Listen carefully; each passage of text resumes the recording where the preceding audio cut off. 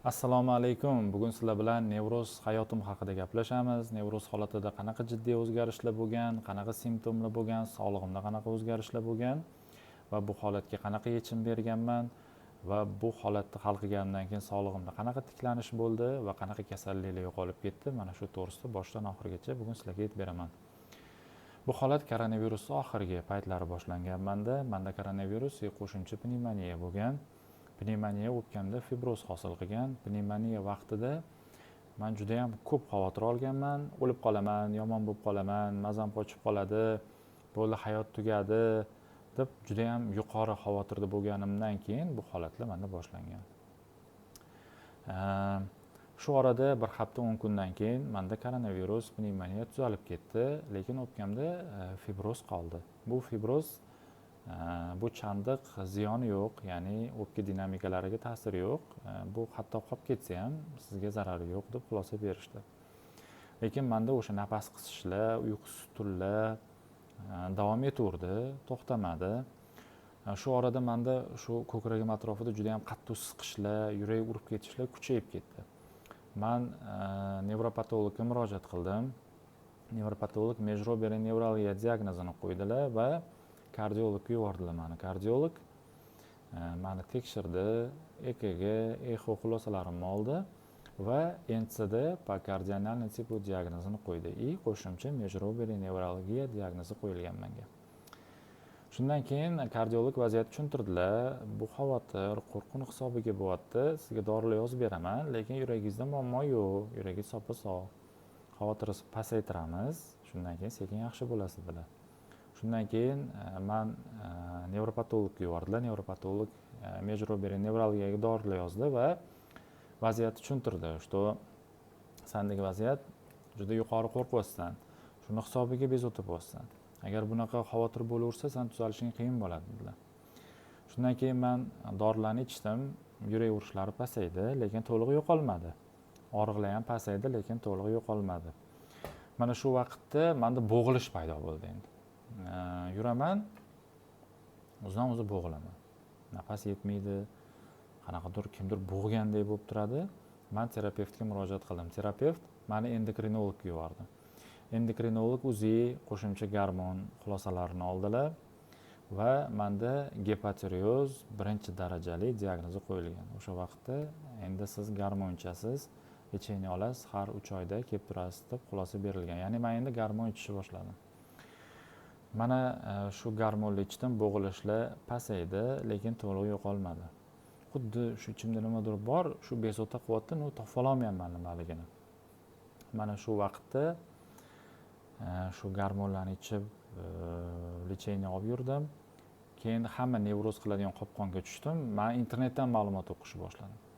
U ma'lumot meni o'sha o'pka fibrozim butunlay kattalashib ketadi, o'pkani operatsiya qilib olib tashlanadi, bu boshlanishi degan informatsiyalar bor edi. Shularni o'qidim. Qo'shimcha buqodagi muammolar, bu onkologiyani boshlanishi, nimalardir degan fikrlarni o'qidim. Majro'beriy nevralgiyalarni o'qidim. Mana bu xavotirimni juda ham kuchaytirib yubordi. O'sha juda ham kuchayib ketdi. Menda o'sha vaqtda OKR, ipokondriya shakllanib bo'ldi o'sha.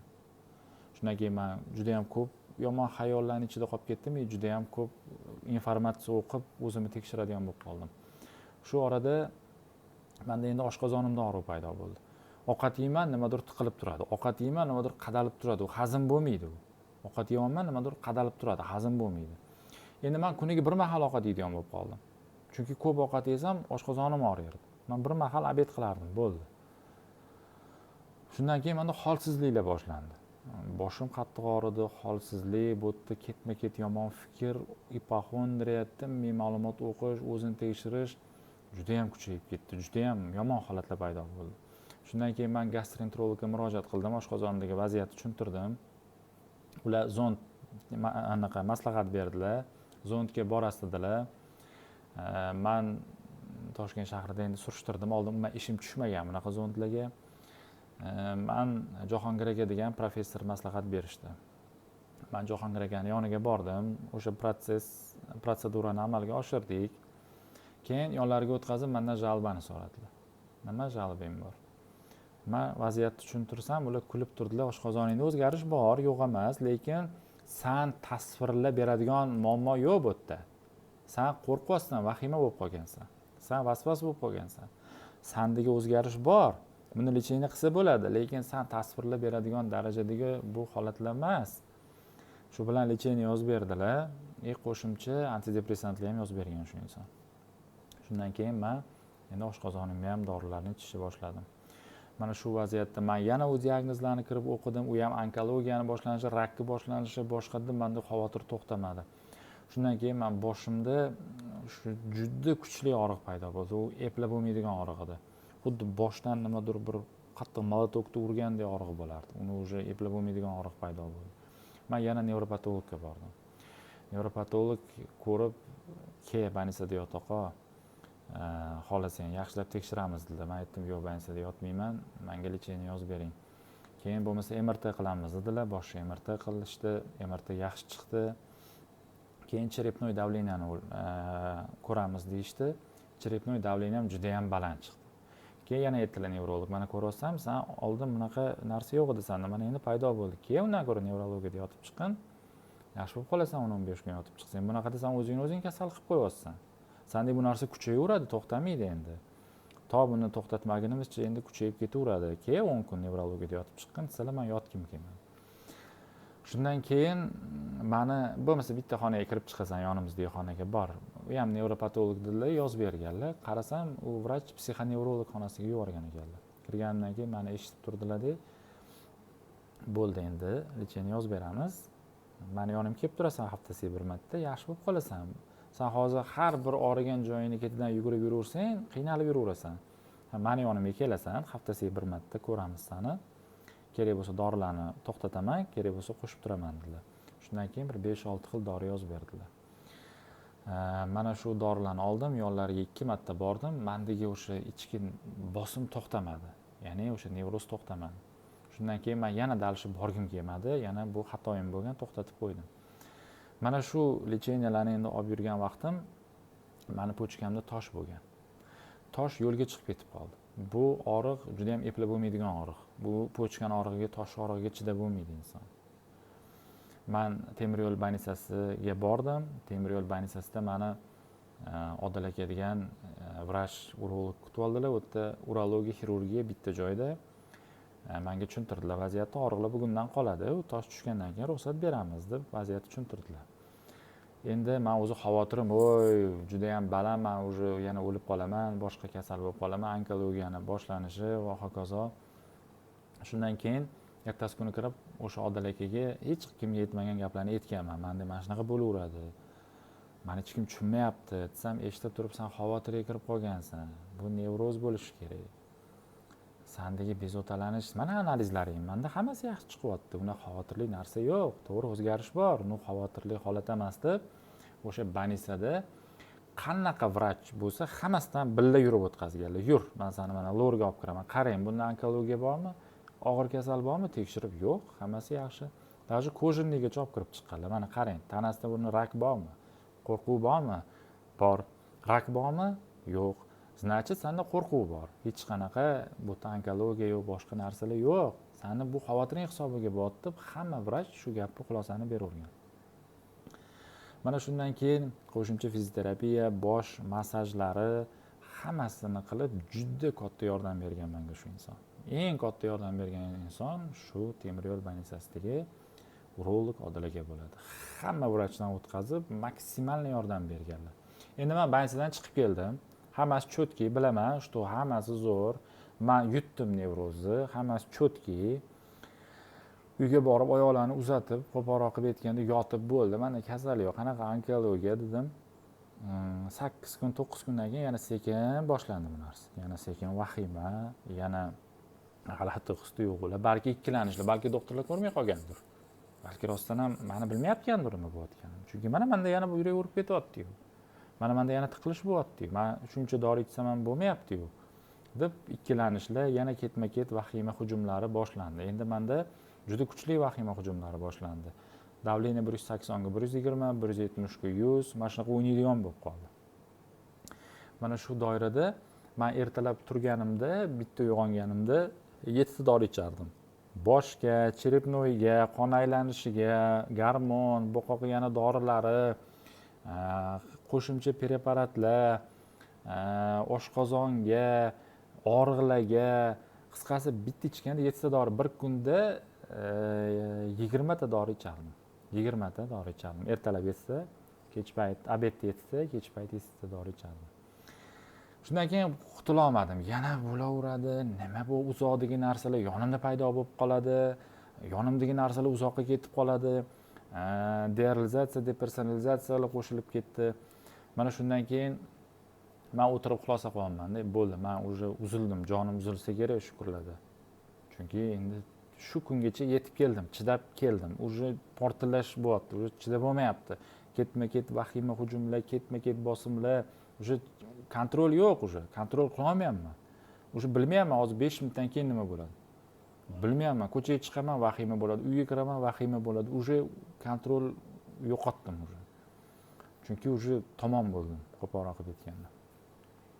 Mana shundan keyin menda ikkita yo'l qoldi. Bittasi yaqin kunlarda jonim uzilish, yaqin shu 3-4 kunda men o'lib qolaman уже. Yo jinni bo'lib qolish, chunki chidab bo'lmayapti bu og'riqlarga, bu напряжениyalarga, bu o'zgarishlarga chidab bo'lmayapti уже. Ikkita variant, boshqa variant yo'q. Yo o'laman, yo jinni bo'laman. Bo'ldi. Chunki уже ko'tara olmayapman bu narsani. Bu narsa davom etaverdi. Men dorilarni to'xtatmadim. Dorilarni ichaverdim, lecheniya davom etaverdi, lekin vahima hujumlari ham davom etaverdi. Oxiri shunaqa holatga keldiki, уже chidab bo'lmayapti. Уже eplolmayapman. Men уже o'zimni nimadir qilib qo'yaman bunaqada.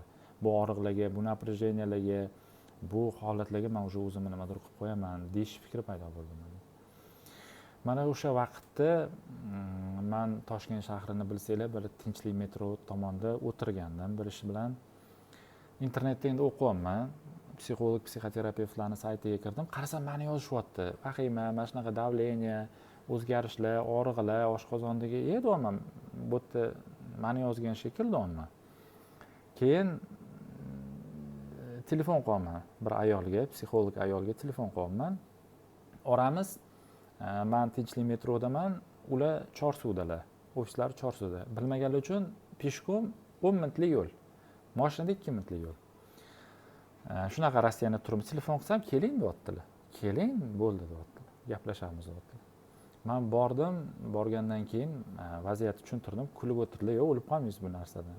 Sizga vrachlar tushuntirgan, siz qabul qilmagansiz bu narsani. Sizga davno tushuntirishgan. Keling, siz bilan ishlaymiz. Men nevroziz bilan ishlab beraman. Yordam beraman bu holatda. Dorilarni to'xtatmaysiz. Shundan keyin biz ishladik. Birinchi konsultatsiyani o'zida menda qo'yib yuborgan bu narsa. Ancha yaxshi bo'lgan bunda. Bo'g'ilishlar qo'yib yuborgan. Keyin ozgina vaqt o'tdi, ikkinchi marta ishladik. Ikkinchi marta ishlagandan keyin shunaqa holat bo'ldiki, u ayol dekretga ketadigan bo'lib qoldilar. Malaka oshirishga ham dekretga. Keyin chaqirib tushuntirdilar. Bahodir aka, siz o'zingiz ustida ishlang, yaxshi bo'lib ketasiz. Xolos siz bir mutaxassis toping. Endi men siz bilan ishlay olmayman, chunki men ketyapman endi. Bunda vaziyat tushuntirildi. Endi men xayrlashdik, boshqa bo'ldi.